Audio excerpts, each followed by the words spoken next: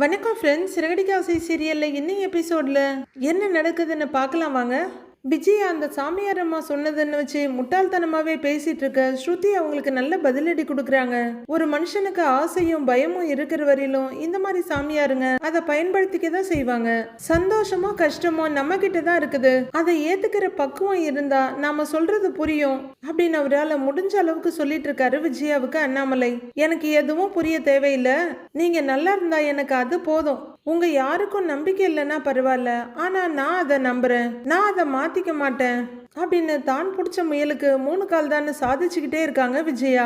என்ன ஆண்டி நாங்கெல்லாம் இவ்வளவு தூரம் சொல்றோம் அப்படின்னு ஸ்ருதி சொல்லிட்டு இருக்க வீட்டுக்கு வர்ற முத்து செருப்பு கழட்டிட்டு இருக்காரு. இதை பாக்குற ரவி வாடா முத்து அப்படின்னு பக்கத்துல போக முத்து அமைதியா உள்ளர வர்றாரு. வாடா முத்து, மீனா எங்க அப்படின்னு அண்ணாமலை கேட்க முத்துக்கிட்ட இருந்து எந்த பதிலும் இல்லை. டேய் முத்து, உன்னதாண்டா கேட்குறேன், மீனா எங்க அப்படின்னு அண்ணாமலை கேட்க அவ வரலப்பா அப்படின்னு ரொம்பவே சங்கடமா முத்து சொல்றாரு. விஜயாவுக்கு ரொம்ப சந்தோஷமா இருக்கு. அப்ப நீ அவளை கூட்டிகிட்டு வரலையா?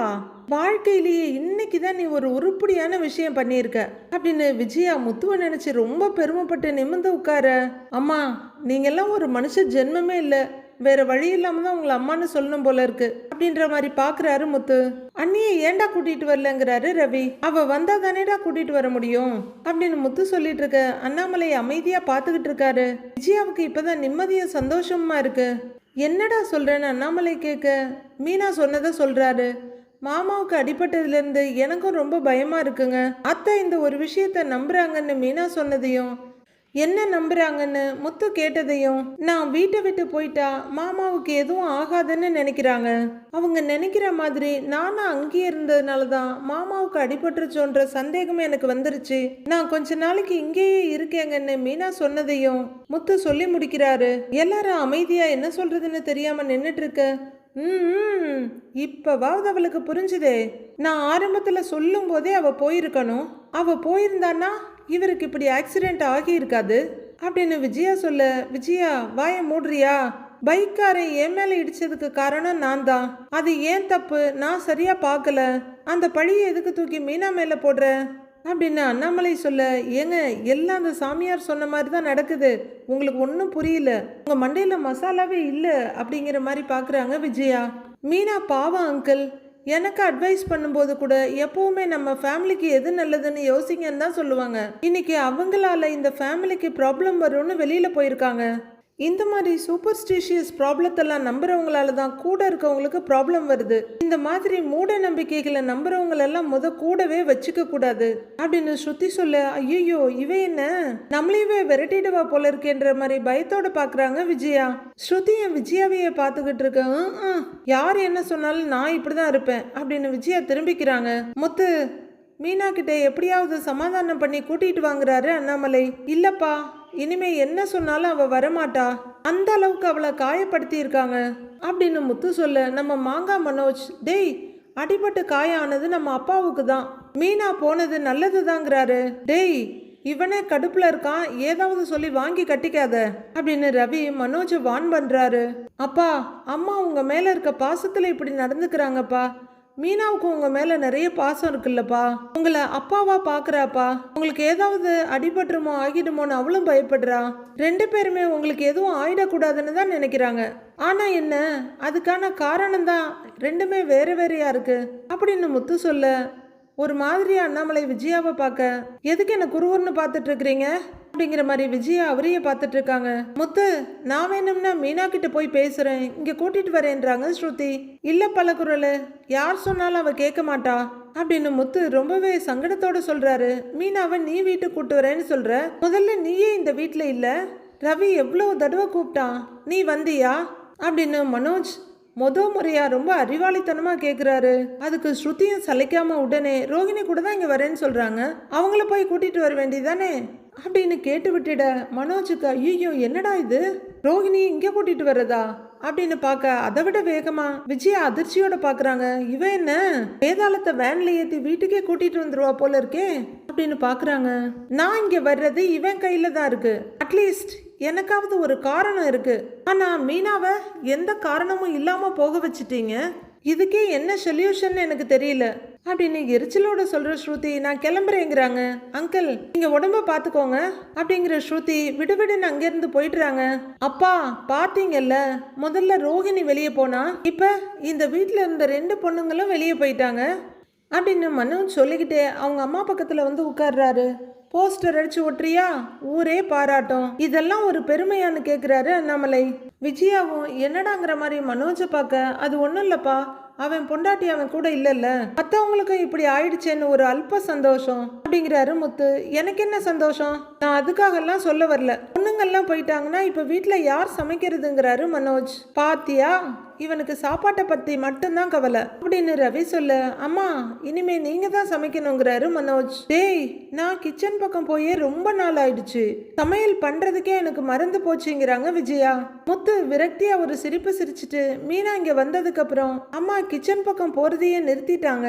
மீனா சமைச்சதையே சாப்பிட்டு இப்ப அவ மேலேயே இவ்வளோ பெரிய பழிய போடுறாங்க, அதுவும் ஒரு ஃப்ராடு சொன்னதை நம்பி அப்படின்னு முத்து சொல்ல, அதெல்லாம் இல்லை, அந்த அம்மா ஃப்ராடெல்லாம் இல்லை, நான் சொன்னதுதான் சரி அப்படின்னு விஜயா இறுக்கமா ஒரு பார்வை பார்த்துட்டு உட்கார்ந்துருக்காங்க. அம்மா எப்படியும் நீங்க தான் சமைச்சு ஆகணும் போல இருக்கு, ஃபுல் டைம் இந்த வேலையவே பார்த்தீங்கன்னா அப்புறம் எப்படிமா எனக்கு பொண்ணு பார்த்து கல்யாணம் பண்ணி வைப்பீங்க அப்படின்னு மாங்காய் மடைய மனோஜ் கேட்க, டேய் என்னைய சமைக்க சொல்றியான்ற மாதிரி விஜயா கேட்டுட்டு இருக்க, இன்னும் டிவோர்ஸே ஆகல, அதுக்குள்ள எப்ப கல்யாணம்னு கேக்குறான் பாரு அப்படின்னு ரவி எரிச்சலாம் அதிர்ச்சியமா சொல்றாரு. ஏய் அதெல்லாம் நீ ஒன்னும் கவலைப்படாத, நான் சீக்கிரம் ஒரு பொண்ணை பாப்பேன், உனக்கு கல்யாணத்தை பண்ணி வைப்பேன். ஏன் உடம்பு இப்ப இருக்கிற நிலைமைக்கு நாள் முழுக்க நின்னெல்லாம் சமைக்க முடியாது அப்படிங்கிறாங்க விஜயா. எனக்கு காலில் அடிபட்டிருக்கு, உனக்குமா அடிபட்டிருக்குங்கிறாரு அண்ணாமலை. இங்க உட்கார்ந்துருந்தா இவர் இப்படிதான் தேவையில்லாத வெட்டி நாயம் பேசிட்டு இருப்பாரு அப்படின்னு விஜயா விடுவிடுன்னு எழுந்து போக, பின்னாடி அவங்களோட செல்ல பிள்ளை மனோஜும் பால் புடிச்சுக்கிட்டே போறாரு. அப்பா என்னால முடிஞ்ச வரைக்கும் நான் சமைக்கிறேன்ப்பா, அப்புறம் என்ன செய்யறதுன்னு பாக்கலாங்கிறாரு ரவி. ஆறிட போகுதுப்பா, சூப்பை குடிங்கன்னு சொல்லிட்டு ரவி கிச்சனுக்கு போறாரு. முத்து அண்ணாமலைக்கு எதிரில் வந்து உட்காந்துக்கிட்டு, என்னப்பா ஏன் ஒரு மாதிரியா இருக்கான்னு கேக்குறாரு. மீனா இந்த வீட்டை விட்டு போனது மனசே கேட்கலடா, கஷ்டமா இருக்கு, அதுவும் எனக்காக போயிருக்கா அப்படின்னு அண்ணாமலை வருத்தத்தோட கையை நீட்ட, முத்து அந்த கையை பிடிச்சிக்கிட்டு, அப்பா உன்னால இல்லப்பா அம்மாவால தான் அப்படின்னு முத்து ரொம்ப வருத்தமா சொல்றாரு. அவ எதுக்குடா வீட்டை விட்டு போகணும், இந்த வீட்டு மருமகடாவ அப்படின்னு அண்ணாமலை ரொம்பவே வருத்தத்தோட சொல்ல, அப்பா அம்மா சொன்னதெல்லாம் மீனாவுக்கு வருத்தம் இல்லப்பா, ஆனா இந்த ஆக்சிடென்ட் ஆனதுக்கு அப்புறம் அவளுக்கும் ஒரு பயம் வந்துருச்சு, அவளுக்கும் மூட நம்பிக்கை இருக்கும் தானே அப்படின்னு வருத்தமும் விரக்தியுமா சொல்லிட்டு உட்கார்ந்துருக்காரு முத்து. எத்தனை நாளைக்கு தான் அவ வராம இருப்பா, இதையே காரணமா வச்சு விஜயா அவளை வர விடாமலே பண்ணிடுவா அப்படின்னு அண்ணாமலை சொல்ல, அப்பா அப்படிலாம் நான் விட்டுற மாட்டேன்ப்பா, முதல்ல அம்மாவோட பயம் போகட்டும், அதுக்கு என்ன வழின்னு நான் பாக்குறேன், நீ எதையும் நினைச்சு கவலைப்படாதப்பா, ரெஸ்ட் எடு, இந்தா சூப்பை குடிப்பா சரியா அப்படின்னு சூப் பவுல் எடுத்து அண்ணாமலை கையில வச்சுட்டு முத்து அங்கிருந்து எழுந்திருக்க, அண்ணாமலை லெஃப்ட் ஹேண்டால சூப் பவுல கிளறிட்டு இருக்காரு. நைட் ஆகுது, மீனா அவங்க வீட்டுல பூ கட்டிட்டு இருக்காங்க. சத்யா கையில ஒரு பாயை போர்வை தலைவணியை தூக்கிட்டு வெளியே வர்றவரு, அக்கா நீ என்ன தூங்கலன்னு கேக்குறாரு. தூக்கம் வரலடா, நீ போய் தூங்குன்றாங்க மீனா. அப்படின்னு தலையாட்டுற சத்யா வீட்டை விட்டு வெளியே போயிட்டு கதவை சாத்திட்டு மொட்டை மாடிக்கு போறாரு. மீனாவும் ரொம்ப வருத்தத்தோட தான் இருக்காங்க. பூ கட்டுறதை நிறுத்திட்டு பக்கத்துல இருக்க மொபைல் எடுக்கிறாங்க. அதுல இருக்க முத்துவோட போட்டோவை ஜூம் பண்ணி பார்த்துட்டு இருக்காங்க. அவங்க முகத்திலையும் உடம்புலையும் இனம் புரியாத சங்கடம் சந்தோஷம் எல்லாமே வருது. அப்படியே ஜூம் பண்ணிக்கிட்டே நிமிடுறாங்க. எதிரில் பார்த்தா முத்து உட்கார்ந்து இருக்காரு. ஒரு விரலால கன்னத்தை தாங்கிட்டு மற்ற விரலுங்க மடிஞ்சு ரொம்ப அழகா கியூட்டா உட்கார்ந்துருக்க. அப்படின்னு பாக்குறாங்க மீனா. என்ன மீனா அப்படி பாக்குற, நீ என்ன நினைச்ச இல்ல, அதான் நான் வந்துட்டேன் அப்படின்னு முத்து சொல்ல மீனா ரொம்ப சந்தோஷமா சிரிக்கிறாங்க. அவங்க முன்னாடி இருக்க பூவை எடுக்கிறவரு, தனித்தனியா கிடக்குற இந்த பூவெல்லாம் நீ எடுத்து ஒன்னா சேர்த்து கட்டிட்டு இருக்கிற, ஆனா ஒன்னா இருக்க வேண்டிய நாம இப்ப தனியா இருக்கோம் பாத்தியா அப்படின்னு முத்து கைய நீட்ட மீனா ஆதரவா அவரோட கைய பிடிக்க போக முத்து அந்த இடத்துல காணோம். டக்குன்னு அவங்களோட கண்கள் கதவுக்கு போகுது. கதவு மூடியே இருக்கு. இந்த பக்கம் பாக்குறாங்க. இந்த பக்கம் அந்த பக்கம்னு பார்த்ததுக்கு அப்புறம் தான் தெரியுது, ஓ நம்ம மனசோட பிரம்மை தானா இது அப்படின்ற மீனா மறுபடியும் சங்கடமா உட்கார்ந்துருக்காங்க. இங்க வீட்டுல பெட்ல படுத்திருக்க முத்துவுக்கும் தூக்கம் வரல. புரண்டு புரண்டு பாக்குறாரு. ஒரு கழிச்சு படுத்து பாக்குறாரு, நேரா படுத்து பாக்குறாரு. ஒன்னும் வேலையாகல. எழுந்து குப்புறப்படுத்து கையால முகத்தை தாங்கிட்டு உட்கார்ந்துருக்காரு. அப்படியே உருண்டு மொத்த பெட்டுக்கும் கையை நீட்டி படுத்து பாக்குறாரு. தூக்கம் வருவேனாங்குது. எழுந்து தண்ணி குடிக்கிறாரு. அடுத்து படுக்கிறவரு அவரே அவருக்கு தட்டி கொடுத்துட்டு ரூஃபை பார்த்துக்கிட்டு யோசிச்சுட்டு படுத்திருக்காரு. அடுத்தது எதையோ பார்த்துட்டு சிரிப்போட படக்குன்னு எழுந்து உட்கார்றாரு. என்ன இருக்குன்னு பார்த்தா அங்க மீனா நிக்கிறாங்க. ஈன்னு சிரிச்சுக்கிட்டே ரொம்ப சந்தோஷமா பெட்ல இருந்து துள்ளி குதிச்சுட்டு போறாரு. மீனா வந்துட்டியா? எனக்கு தெரியும் நீ வந்துருவேன்னு. முன்னாடியே சொல்லியிருந்தா நானே வந்து உன்னை கூட்டு வந்திருப்பேன்ல. வா வா அப்படின்னு முத்து அவங்களோட கையை பிடிக்க மீனா காணா போயிடுறாங்க. மீனா மாதிரி முத்து இங்கே அங்கன்னெல்லாம் தேடல. உடனே அவருக்கு தெரிஞ்சிருது இது நம்மளோட பிரம்மை தானு. அப்படியே ரெண்டு கையும் பெட்ல ஊனி தலைய இப்படி இப்படின்னு செழிப்புறாரு. இங்க நம்ம மோகினி ரோகிணி கிறிஷுக்கு ஒரு ப்ராஜெக்ட் பண்ணி கொடுத்துட்டு இருக்காங்க. அம்மா ப்ராஜெக்ட் சூப்பரா இருக்குமா அப்படின்னு கிறிஷ் சொல்லிட்டு இருக்க. ரோகிணி அப்படின்னு மனோஜோட வாய்ஸ் கேட்க ரோகிணி பயங்கர சிரிப்பும் சந்தோஷமா நிமிர்ந்து பாக்குறாங்க. என்ன பண்ணிட்டு இருக்க அப்படின்னு மனோஜ் அங்க இடுப்புல கைய வச்சு நின்றுட்டு கேட்டுட்டு இருக்க. வா மனோஜ், என்ன பார்க்கணும்னு உனக்கு இப்பதான் தோணுச்சா? கிறிஷுக்கு ஸ்கூல் ப்ராஜெக்ட் பண்ணிட்டு இருக்கேன் அப்படின்ற ரோஹிணி ரொம்ப சந்தோஷத்தோட எழுந்து ஓடி வர்றாங்க மனோஜ் கிட்ட. ரொம்ப நல்லா இருக்கு ரோஹிணி, நீ எது பண்ணாலும் அழகா இருக்குங்கிறாரு மனோஜ். தேங்க்ஸ் மனோஜ், என்னை பாராட்டுற மாதிரி என்னையும் கிறிஷையும் ஏத்துக்குவியா? நீ இல்லாம என்னால எப்படி வாழ முடியும் அப்படின்னு சொல்லிக்கிட்டே ரோஹிணி மனோஜை ஹக் பண்ண போறாங்க. இவங்க இந்த பக்கம் இப்படி உளறிட்டு இருக்க கிறிஷ் அந்த பக்கம் வண்டி போட்டு அவரோட ப்ராஜெக்டை ரொம்ப சீரியஸா பார்த்துட்டு இருக்காரு. ரோஹிணி கையை நீட்டிட்டு கட்டிப்பிடிக்க போக மனோஜ் அப்படியே அப்ஸ்கேண்ட் ஆயிடுறாரு. எப்படி இருந்தாலும் எங்களை உன்னை ஏத்துக்க வைப்பேன் மனோஜ். என் மேல தப்பு இருக்கலாம், ஆனா எனக்கு உன் மேல இருக்கிற லவ் உண்மை, அதை யாராலையும் மாத்த முடியாது. நான் கண்டிப்பா ஏத்துக்க வைப்பேன். நாம ரெண்டு பேரும் கண்டிப்பா சேருவோம் மனோஜ் அப்படின்னு ஏக்கத்தோட சொல்லிக்கிட்டு நிக்கிறாங்க ரோஹிணி. இங்க ஹால்ல படுத்திருக்க மனோஜுக்கும் தூக்கம் வரல. புரண்டு புரண்டு படுக்கிறாரு, குப்புற படுக்கிறாரு. புரண்டு புரண்டு படுக்கிறவரு யோகா பண்ற மாதிரி காலை மடக்கிட்டு படுத்திருக்காரு. அவரால் தூங்கவும் முடியல, கண்ணையும் முழிக்க முடியல. நிறைய பொசிஷன்ல ட்ரை பண்றாரு. தலைவணியை தூக்கி காலுக்கடியில போடுறாரு, கட்டி பிடிச்சு பாக்குறாரு. எப்படியோ ட்ரை பண்ணியும் அவரால் கண்ணை மூட முடியல. தூக்கமே வர மாட்டேங்குது அப்படின்னு எழுந்து உட்கார்றவரு டைம் என்னன்னு மொபைல் எடுத்து பாக்குறாரு. ஒன்னும் தெரியல, என்ன மங்களா இருக்கு, ஓ கண்ணாடி போடலையா அப்படின்னு புலம்பிக்கிட்டே கண்ணாடி எடுத்து போட்டுட்டு பாக்குறாரு. படுத்து இவ்வளவு நேரம் ஆகுது, தூக்கமே வரல. சரி ட்ரை பண்ணி பார்ப்போம் அப்படின்னு மொபைலை வச்சுட்டு கண்ணாடியை கழட்டி வச்சுட்டு தலைவணியை இன்னொரு பக்கம் எடுத்து வச்சு பொசிஷனை மாத்தி படுக்கிறாரு. அப்பயும் அவருக்கு தூக்கம் வருவேனாங்குது. சேர்னு சலிப்போட இப்படி பாக்குறாரு, அப்படி படுக்கிறாரு. தலைவணியோட பொசிஷனை மாத்தி மாத்தி பாக்குறாரு. கடுப்பாகி எழுந்து உட்கார்ந்துடுறாரு. மறுபடியும் படக்குன்னு பத்மாசனத்துல உட்கார்ந்துடுறாரு. கண்ணை மூடி மெடிடேட் பண்ணலான்னு பார்க்க கண்டதும் ஞாபகத்துக்கு வருதே, என்னால சரியா ஃபோக்கஸ் பண்ணவே முடியலையே அப்படின்னு மண்டையை பிச்சுக்கிறவருக்கு அதுவே ஒரு வியாதி மாதிரி தோண கை காலெல்லாம் பிச்சுக்கிறாரு. அடுத்த காலை எடுத்து விட்டுட்டு மறுபடியும் படுக்கிறாரு. கடிகாரம் முள்ளு மாதிரி மெத்தையை சுத்தி சுத்தி வர்றாரு. இப்படி படுக்கலாம், வேணாம் இப்படியாவது படுக்கலாம் அப்படின்னு மாறி மாறி தலைவணியை தூக்கிக்கிட்டு ஆவி மாதிரி சுத்திக்கிட்டே இருக்காரு. ச்சே என்ன கொடுமடா இதுன்னு மறுபடியும் எழுந்து உட்கார்றாரு. உண்மைதான், இரவு அமைதியா போயிட்டு இருக்க நமக்கு மட்டும் தூக்கம் வரலன்னா அது உண்மையிலேயே ரொம்ப கொடுமையா தான் இருக்கும். அது போல கல்யாணம் ஆகாதவர்களும் பசங்களுக்கும் யாருக்கா இருந்தாலும் எந்த பிரச்சனையும் இல்லை, அதுக்கப்புறம் பிரிஞ்சிருந்தா அது ரொம்ப ரொம்ப வேதனையா தான் இருக்கும். தூக்கமே வரல அப்படின்னு தவழ்ந்து தவழ்ந்து போற மனோஜ் பெட்டுக்கு குறுக்க தலைவணி எடுத்து வச்சுக்கிட்டு பக்கத்துல இருக்க டேபிள் மேல காலை தூக்கி வச்சுட்டு படுக்க பாக்குறாரு. இங்க ரெஸ்டாரண்ட்ல ஸ்ருதி ரொம்பவும் யோசனையும் எந்த உணர்ச்சியும் இல்லாம ஒரு சேர்ல வந்து உட்கார்றாங்க. அவங்க முன்னாடி ஒரு பெரிய கப் நிறைய ஐஸ்கிரீம், அதுல ஒரு ஸ்பூன் இருக்கு. ஒரு ஸ்பூன் ஐஸ்கிரீம் எடுத்து சாப்பிட்டு அவங்க அப்படியே உட்கார்ந்து இருக்க ஸ்ருதி அப்படின்னு கூப்பிட்டுக்கிட்டே ரவி வர்றாரு. வந்த வேகத்துல அவரு ஒரு ஸ்பூன் ஐஸ்கிரீம் எடுத்து வாயில போட்டுக்கிட்டு ஸ்ருதியை பார்த்து மைல்டா சிரிக்க ஸ்ருதியும் அவரை பார்த்து அழகா சிரிச்சிட்டு இருக்காங்க. அப்ப டக்குன்னு ஹாய் ரவி அப்படின்னு நீத்துவோட வாய்ஸ் கேட்க டக்குன்னு திரும்புறாரு. எனக்கு ஐஸ்கிரீம் அப்படின்னு நீத்து சிரிப்போட கேட்க ஸ்ருதியோட முகம் டென்ஷன் ஆயிட்டு இருக்கு. ஹேய் நீ எதுக்குடி இங்கே வந்த? ரவி இவளை கட் பண்ணவே மாட்டியா அப்படின்னு ஸ்ருதி கேட்டுட்டு இருக்க. நான் போக மாட்டேனே அப்படிங்கிற மாதிரி நீத்து ரவி பக்கத்துல வந்து நிக்க ஸ்ருதி பயங்கர டென்ஷன் ஆகி ஐஸ்கிரீம் எடுத்து நீத்து மேல வீசிடுறாங்க. ஏய் அப்படின்னு ரவி கத்திட்டு இருக்க.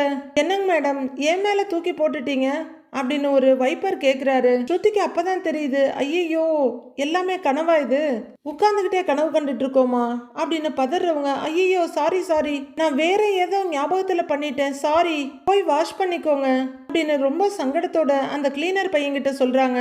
ஓகேங்க மேடம், பரவாயில்ல, நான் அவரும் போறாரு. ச்சே அப்படின்னு கையை உதறிக்கிறாங்க ஸ்ருதி. இங்க ரவி டேபிள்ல உட்காந்து வெஜிடபிள்ஸ் கட் பண்ணிட்டு இருக்காரு சமையலுக்கு. அவருக்கு ரொம்ப சலிப்பா இருக்கு. ச்சே அப்படின்னு கண்ணை மூடி அப்படியே செவுத்துல சாஞ்சிட்டு இருக்காரு. ரவின்னு ஸ்ருதி கூப்பிடுற சத்தம் கேக்குது. ரவி மெதுவா கண்ணை முழிச்சு அப்படியே பார்த்துட்டு இருக்க ஸ்ருதி அவரு முன்னாடி வர்றாங்க.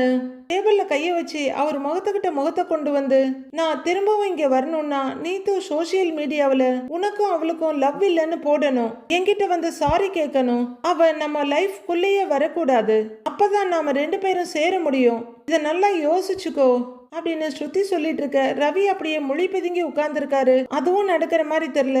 அது நடக்காத வரலையும் இதுவும் நடக்க போறது இல்ல, என்னதான் பண்றது நானு அப்படின்னு அவரு யோசிச்சுட்டு உட்கார்ந்துருக்க. ரவி அப்படின்னு நீத்துவோட குரல் கேட்க சடக்குன்னு திரும்புறாரு. அங்க நீத்து ஸ்டைலா கைய முன்பக்கமா தொங்க விட்டுட்டு நின்னுட்டு இருக்காங்க.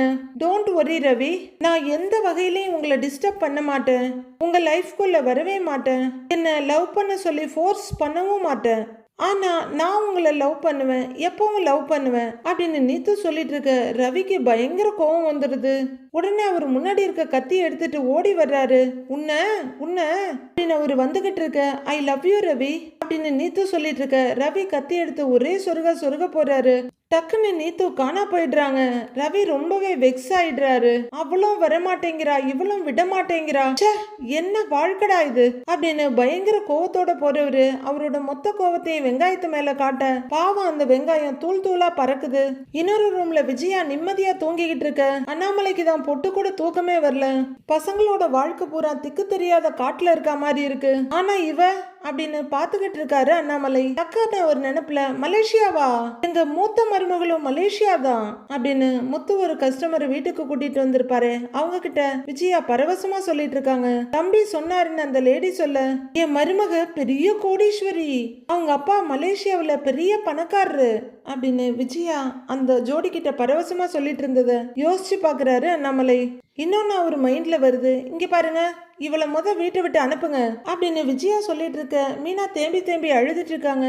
அவ இங்க இருந்தா நான் என் தாலிக்கு தாங்க ஆபத்து, இவ இங்க இருக்க கூடாது, இவளை வெளியே அனுப்புங்க அப்படின்னு விஜயா கத்துனதும் அவருக்கு ஞாபகத்துக்கு வருது. தலையிலையும் கையிலையும் கட்டுமா மனசு போற வேதனையா உட்கார்ந்துருக்க அவரு. எல்லாத்தையும் ஏமாத்தின ரோகிணிய தலைக்கு மேல தூக்கி வச்சுக்கிட்டு கொண்டாடிக்கிட்டு இருந்தா. ஆனா எல்லாரும் நல்லா இருக்கணும்னு நினைச்ச மீனாவை வீட்டை விட்டே துரத்திட்டு இப்ப இவ மட்டும் நல்லா தூங்குறா அப்படின்னு அண்ணாமலை தூங்கிட்டு இருக்க விஜயாவைய பார்த்துட்டு இருக்காரு. ஒரு வழியா அந்த நீளமான இரவுக்கு முடிவுரை எழுதிட்டு கதிரவன் ஜெகஜோதியா வந்துகிட்டு இருக்காரு. மீனா அபார்ட்மெண்ட்ல இருக்கவங்க பூக்கடையில இருக்க, ஹாய் மீனா அப்படின்னு கூப்பிட்டுக்கிட்டே ஸ்ருதி வர்றாங்க. மீனாவை இறங்கி ஓடி வர்றாங்க. வாங்க ஸ்ருதி, என்ன இந்த நேரத்துல இங்க வந்திருக்கீங்க, எப்படி இருக்கீங்கன்னு கேட்டுட்டே ஓடி வர்றாங்க. ஸ்ருதியும் எப்படி இருக்கீங்கன்னு கேக்குறாங்க. நான் நல்லா இருக்கேன்றாங்க மீனா. நீங்க எப்படியும் ஃபீல் பண்ணிட்டு இருப்பீங்கன்னு எனக்கு தெரியும் மீனா, வீட்டை விட்டு வந்துட்டு நீங்க ரொம்ப கவலையா இருப்பீங்க, உங்களுக்கு இப்படி ஒரு சிச்சுவேஷன் வரும்னு நான் நினைக்கவே இல்லை அப்படின்னு ஸ்ருதி சொல்லிட்டு இருக்க. என்ன ஸ்ருதி பண்றது, எல்லாம் என் விதிங்கிறாங்க மீனா. உங்க விதின்னு ஏன் சொல்றீங்க, இது ஆன்ட்டியோட ஸ்டூபிடிட்டிங்கிறாங்க ஸ்ருதி. அவங்க பயப்படுறதுலயும் தப்பு சொல்ல முடியாதுல்ல அப்படின்னு மீனா சொல்ல, ஆன்ட்டி யாரோ சொன்னதை நம்பி உங்களை வீட்டை விட்டு அனுப்புனது ரொம்ப தப்பு தானே மீனாங்கிறாங்க ஸ்ருதி. அவங்களா என்ன வீட்டை விட்டு அனுப்பல, நானா தான் வந்தேங்கிறாங்க மீனா. பேசி உங்களை போக வச்சது அவங்க தானே அப்படின்னு ஸ்ருதி கேட்க, மீனா கொஞ்சம் அமைதியா இருந்துட்டு, மாமாவுக்கு ஆக்சிடென்ட் ஆனதுக்கு அப்புறம் நானே ரொம்ப பயந்து போயிட்டேன் அப்படின்றாங்க மீனா. ஆக்சிடென்ட் நடக்க தான் செய்யும் மீனா, அதை நீங்க ஓவர் திங்கிங் பண்றீங்க அப்படின்னு ஸ்ருதி சொல்ல, விடுங்க ஸ்ருதி, எல்லாம் கொஞ்ச நாளைக்கு தானே, அதுக்கப்புறம் எல்லாம் ஒரே வீட்டுல தானே ஒன்னா இருக்க போறோம் அப்படின்றாங்க மீனா. நீங்க அநியாயத்துக்கும் ரொம்ப நல்லவங்களா இருக்கீங்க மீனா. இதுவே ஆன்ட்டி அங்கிளுக்கு என்னாலதான் ஆபத்துன்னு சொல்லி பயந்துருந்தாங்கன்னா நான் வீட்டை விட்டெல்லாம் போயிருக்க மாட்டேன். ஆன்ட்டியை சைக்கியாட்ரிஸ்ட் கிட்ட தான் கூட்டிட்டு போயிருப்பேன். நீங்க ஃபேமிலி தான் முக்கியம்னு நினைக்கிறீங்க, அதை தான் ஆன்ட்டி நல்லா யூஸ் பண்ணிக்கிறாங்க அப்படின்னு ஸ்ருதி கொஞ்சம் கோவமா சொல்ல, என் மேல வேற ஏதாவது பழி சொல்லியிருந்தா கூட நான் கவலைப்பட்டிருக்க மாட்டேன் ஸ்ருதி. ஆனா நான் அங்க இருந்தா மாமாவுக்கு ஏதாவது ஆயிடும்னு சொன்னாங்கல்ல, அதை தான் என்னால தாங்க முடியல. மாமாவுக்கு எதுவும் ஆயிடக்கூடாதுன்னு தான் நான் வீட்டை விட்டு வரணும்னு முடிவு பண்ணிட்டேன் அப்படின்னு மீனா சொல்ல, கமான் மீனா, இதெல்லாம் மூட நம்பிக்கை. ஆன்ட்டி தான் இப்படி இருக்காங்கன்னா நீங்களும் அதை நம்பிக்கிட்டு வீட்டை விட்டு வெளியே வந்திருக்கீங்க. ஆனா எனக்கு ஒரு டவுட் இருக்குங்கிறாங்க ஸ்ருதி. என்ன டவுட்னு மீனா கேட்க, நீங்க 2 இயர்ஸ்க்கு மேல அந்த வீட்டுல இருக்கீங்க, இந்த மாதிரி எந்த சாமியாரும் சொன்னதில்ல. ஆனா திடீர்னு இப்படி நடக்குதுன்னா உங்களை வீட்டை விட்டு வெளியே அனுப்புறதுக்கு யாரோ இப்படி பிளான் பண்ணிருப்பாங்கன்னு தான் நான் நினைக்கிறேன் அப்படின்னு ஸ்ருதி சொல்ல, அப்படிலாம் யார் பண்ண போறா அப்படின்றாங்க மீனா நம்பாம. மேபி ரோஹிணி கூட இப்படி பண்ணிருக்கலாம் அப்படின்னு ஸ்ருதி சொல்ல, மீனாவுக்கு கொஞ்சம் அதிர்ச்சி ஆகுது. ரோஹிணியா அப்படின்னு கேட்க, ஆமாங்க, அவங்க நம்ம வீட்டில் இருந்துகிட்டு எவ்வளவு சீட்டிங் வேலை பார்த்துருக்காங்க, நம்ம எல்லாரையும் ஏமாத்திருக்காங்க, அப்புறம் ஏன் இது அவங்க பண்ணியிருக்க கூடாது அப்படின்னு ஸ்ருதி கேட்க, மீனாவும் யோசிக்கிறாங்க. என்ன வீட்டை விட்டு அனுப்புறதுல அவளுக்கு என்ன லாபம் வரப்போகுது அப்படின்னு யோசனையோட கேக்குறாங்க மீனா. எனக்கு 2 கண்ணு போனாலும் பரவாயில்ல, உனக்கு ஒரு கண்ணாவது போகணுங்கிற தாட்டு தான். நாம எல்லாரும் சேர்ந்து இருந்தா ரோஹிணியால கண்டிப்பா வீட்டுக்குள்ள வர முடியாது. நம்ம ஃபேமிலிய பிரேக் பண்ணி விட்டுட்டா அவங்க திரும்ப ஈஸியா வந்துடலான்னு கூட யோசிக்கலாம் அப்படின்னு ஸ்ருதி கேக்குறாங்க. இல்ல, நீங்க சொல்றதெல்லாம் என்னால நினைச்சு கூட பார்க்க முடியல. ஒரு குடும்பத்தை இப்படி கூட சீரழிக்கலாம்னு நினைப்பாங்களா, யாராவது நினைப்பாங்களா அப்படிங்கிறாங்க மீனா. நாம அப்படி நினைக்க மாட்டோம் மீனா, ஆனா ரோஹிணி அப்படி நினைக்க சான்ஸ் இருக்கு. அவங்க லைஃப காப்பாத்திக்க எவ்வளவோ பண்ணனவங்க இத பண்ண மாட்டாங்களா அப்படின்னு ஸ்ருதி மீனா கிட்ட கேட்டுட்டு இருக்க. மீனாவும் யோசனையா நின்னுட்டு இருக்காங்க. இப்போ ஒரு கேப் வர அவங்க பக்கத்துல வந்து நின்னதும் அதுல இருந்து ஸ்டைலா இறங்குறாங்க ரோஹிணி. சாத்தான நினைக்கிறதுக்கு முன்னாடியே வந்து நிக்குமா, இவ என்ன, இவளை பத்தி நாம பேச ஆரம்பிச்ச உடனே வந்து டங்குன்னு நிக்கிறா அப்படின்னு 2 பேரும் அதிர்ச்சியோட பார்க்க, இறங்குற ரோஹிணி, ஓ 2 பேர் இங்கதான் இருக்கீங்களா, வசதியா போச்சு அப்படிங்கிற மாதிரி தென்னாவட்ட ஒரு பார்வை பார்த்துட்டு இருக்காங்க. ஸ்ருதியோட சந்தேகம் ரொம்ப சரி. அவங்களோட சந்தேகத்துக்கு முக்கியத்துவம் கொடுத்து மீனாவும் முத்துவும் அதை பத்தி யோசிச்சு சிஐடி வேலை பார்க்க போறாங்களான்றத வர எபிசோட்ல பார்க்கலாம் ஃப்ரெண்ட்ஸ்.